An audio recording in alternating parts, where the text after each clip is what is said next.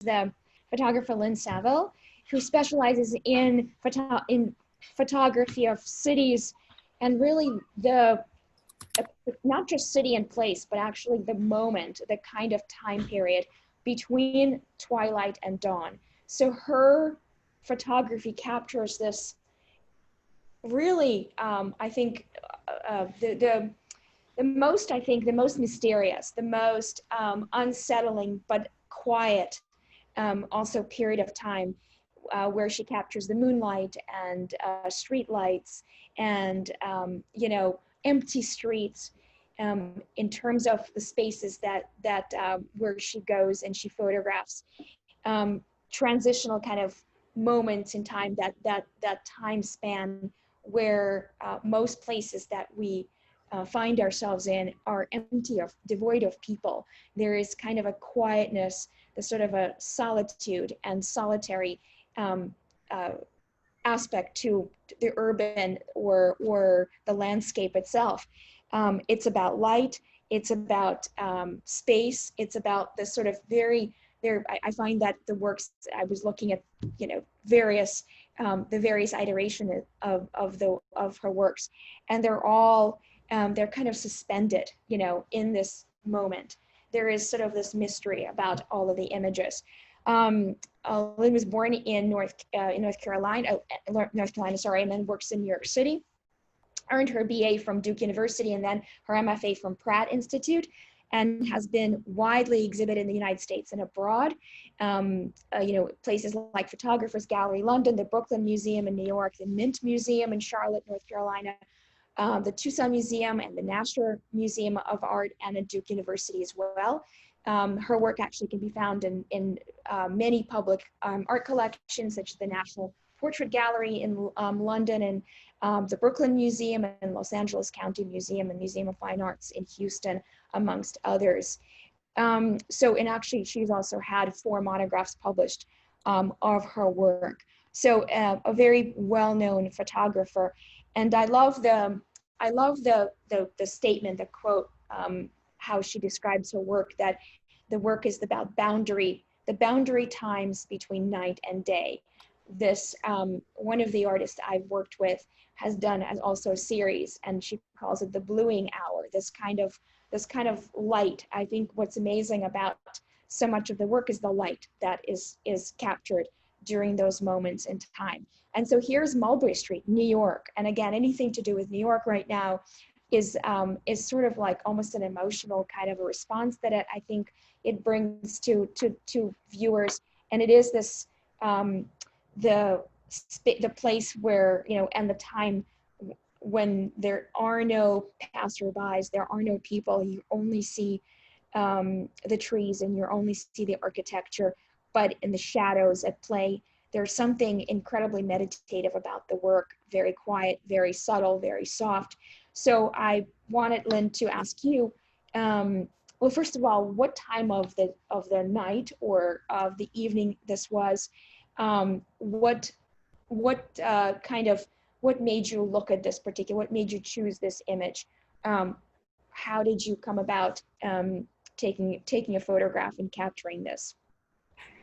Well, I'm a real passionate New Yorker.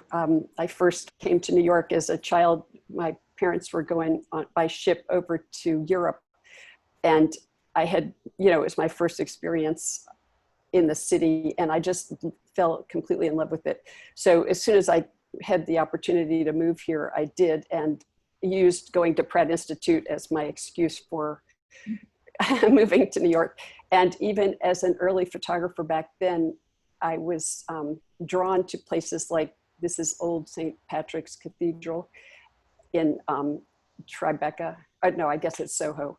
And it's just a very beautifully classic place, and reminded me somewhat of the places I loved in Italy when we lived there on the sabbaticals.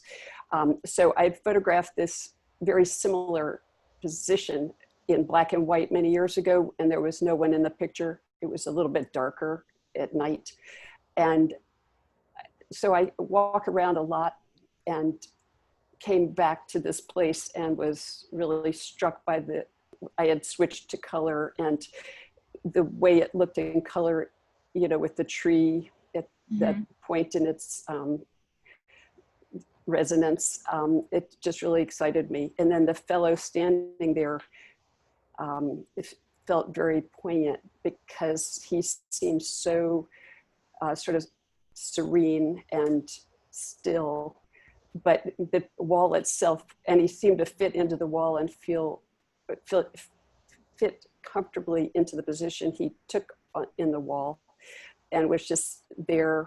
And then, you know, you just have this feeling of time having passed, because the wall, you see this wall on Mulberry Street, but around the corner is an even longer wall, and it sort of undulates, and it has so much kind of almost like graffiti of history, even though it's not actually words, but you know, you feel like the sense of time imprinted on the wall.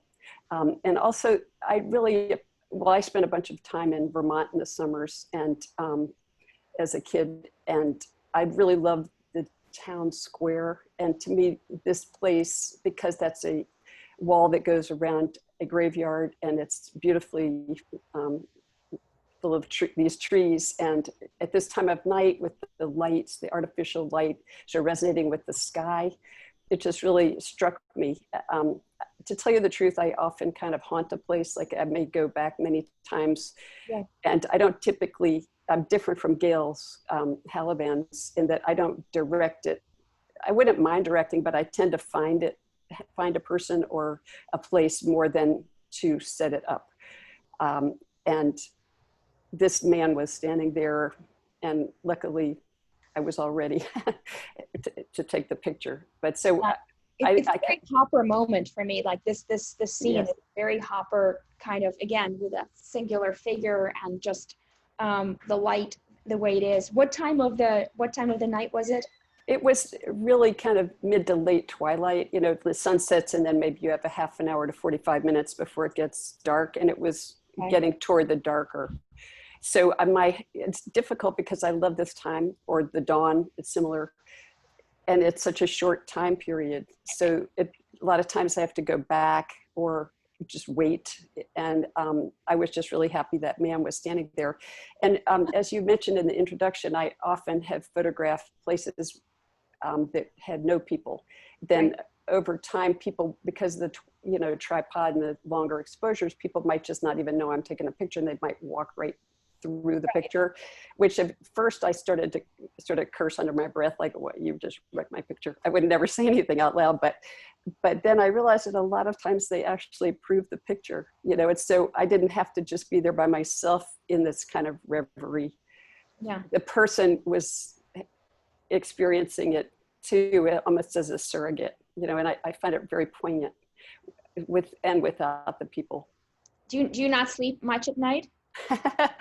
It's funny because I'm a real early bird, so it's hard in this time of year when the twilight is so late. It's like, I usually don't even eat dinner till I get home, so it's like we're talking like 10 o'clock suppers. But yes, I do go to bed fairly late.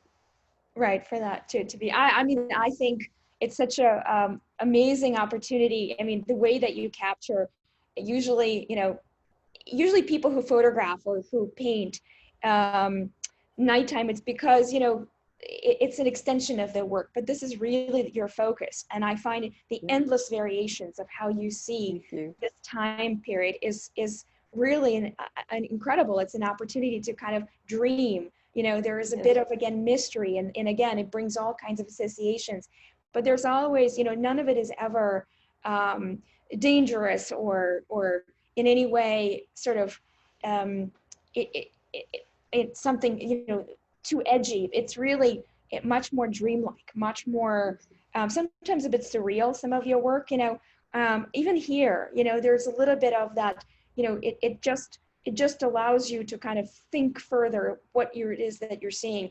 First of all, even though it says Mulberry Street, and for me, there's almost like a monastery in Italy, as you're, that you out. That's what kind of I'm seeing. So is it really New York? It makes you kind of think twice about what it is that you're looking, and because you're capturing in such a moody way, there's such a mood to your works. So for me, it's very appropriate, choosing a New York scene, Mulberry Street, downtown, particularly for this auction. but what has your involvement with Her Justice?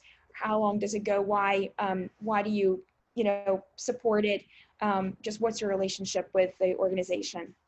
Well, sometimes organizations reach out to my gallery, Yancey Richardson, and ask for me to particularly donate, and I always am honored to accept and do so. And I don't remember if originally that's how it started, or it could be my happy association with Kathy Kaplan and Gail Halaban that have, introduced me to the auction, and I'm very supportive of it. I mean, as you mentioned, I grew up in North Carolina, and I was certainly well aware of many people, women who needed help.